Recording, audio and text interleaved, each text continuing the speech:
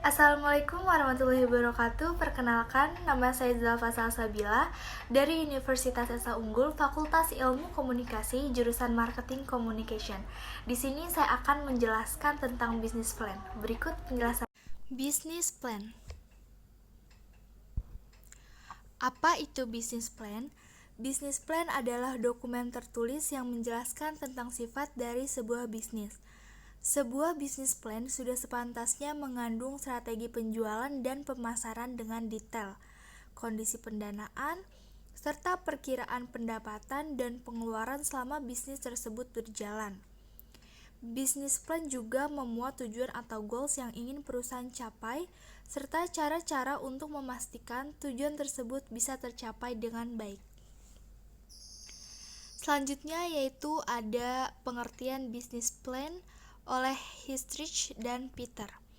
The business plan is a written document prepared by the entrepreneur that describe all the relevant external and internal elements involved in starting a new venture. It is often an integration of functional plans such as marketing, finance, manufacturing, and human research. Artinya apa? Jadi business plan itu dokumen tertulis yang disiapkan oleh wirausaha yang menggambarkan semua unsur-unsur yang relevan baik internal maupun eksternal mengenai perusahaan untuk memulai suatu usaha. Isinya berupa perencanaan terpadu menyangkut pemasaran, permodalan, manufaktur, dan sumber daya manusia.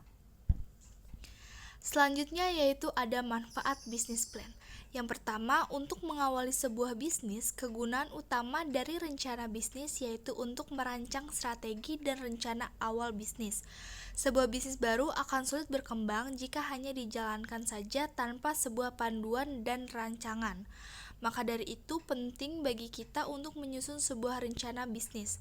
Dengan begitu, bisnis kita akan lebih terarah dan berorientasi pada target sesuai dengan jalan yang benar demi menuju kesuksesan bisnis. Yang kedua, yaitu mencari sumber dana. Manfaat berikut dari rencana bisnis adalah untuk mendatangkan investor yang akan memodali bisnis kita. Secara tidak langsung, rencana bisnis tersebut bisa menjadi proposal atau dokumen untuk mendapatkan sumber pendanaan. Sumber dana di sini maksudnya yang didapat dari pihak lain, seperti investor, perbankan, atau modal ventura. Manfaat yang ketiga yaitu membuat bisnis lebih fokus dan terarah. Rencana bisnis akan membuat kita lebih fokus dan terarah saat menjalankan bisnis. Dengan begitu, tujuan kita dalam merintis bisnis akan tercapai sesuai dengan target yang telah ditetapkan. Bisnis kita dapat berkembang dengan baik. Yang keempat yaitu memprediksi masa depan. Kegunaan berikutnya dari business plan yaitu untuk memberi prediksi masa depan bisnis kita. Tentu saja ketika kita menyusun rencana bisnis, kita akan membuat gambaran baik jangka pendek, menengah, dan panjang bagi bisnis kita. Pada saat inilah secara tidak langsung kita telah melakukan ramalan atau prediksi mengenai bisnis di kemudian hari. Meski gambaran ini sifatnya subjektif, namun dengan aluran jelas dan lengkap bisa jadi prediksi tersebut akan terrealisasi dan menjadi kenyataan. Yang kelima yaitu untuk menaikkan level bisnis. Kegunaan dan manfaat dari rencana bisnis adalah adanya kesempatan untuk menaikkan level bisnis kita ke tingkat yang lebih atas. Rencana bisnis yang disusun dengan baik akan membawa gairah pelaku bisnis untuk menjalankan roda bisnis. Selanjutnya yaitu ada prinsip dalam business plan. Yang pertama yaitu prinsip otonomi. Maksudnya, pengusaha atau pelaku usaha memiliki kebebasan dalam kegiatan usaha tersebut dengan tidak melanggar norma atau aturan yang berlaku. Yang kedua yaitu ada prinsip kejujuran. Jujur sangat penting dalam berbisnis atau berusaha, karena dengan jujur, bisnis yang kita bangun akan berjalan sesuai rencana. Selanjutnya yaitu ada prinsip integritas moral. Seorang pengusaha bukan hanya mengambil keuntungan saja, tetapi perusahaan itu harus memiliki media yang baik bagi masyarakat, bermanfaat bagi masyarakat, dan berpikir yang baik bagi bisnis bagi perusahaan di dalam dunia usaha tersebut. Selanjutnya yaitu ada prinsip keadilan. Dalam berbisnis ini, kita harus mengaktualkan visi misi yang telah kita buat agar bisnis ini sesuai dengan rencana yang kita harapkan. Yang terakhir yaitu ada prinsip saling menguntungkan. Di dalam berbisnis tidak hanya menguntungkan sebelah pihak, tetapi harus sama-sama saling menguntungkan dan menerapkan keadilan untuk langkah lebih tepat untuk mewujudkan dan menciptakan iklim persaingan yang sehat di dalam pasar tersebut.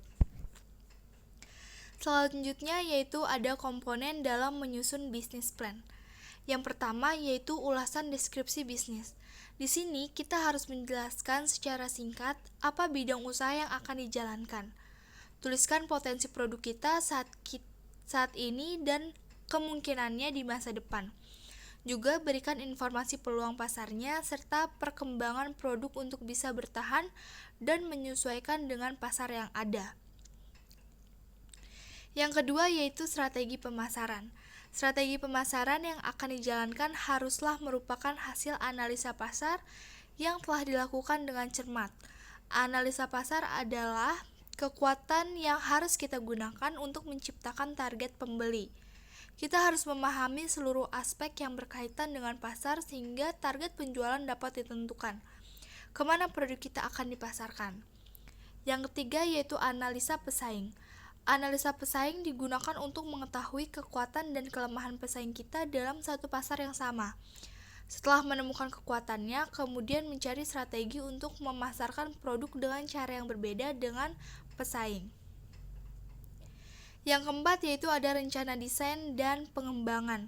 Rencana desain dan pengembangan diperlukan untuk menunjukkan tahap perencanaan produk, grafik pengembangan dalam konteks produksi dan penjualan. Ini berguna untuk membuat rencana anggaran biaya produksi yang sesuai dengan kebutuhan. Yang kelima yaitu ada rencana operasional dan manajemen.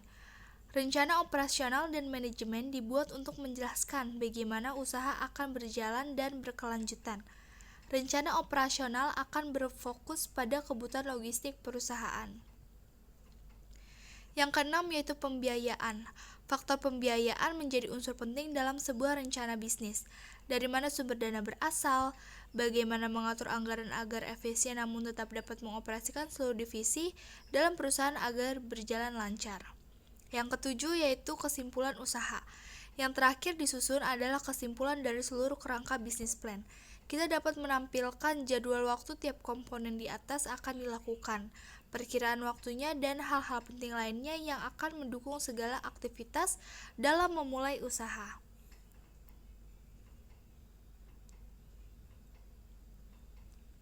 Sekian penjelasan yang dapat saya sampaikan mengenai bisnis plan. Kurang lebihnya mohon maaf. Wassalamualaikum warahmatullahi wabarakatuh.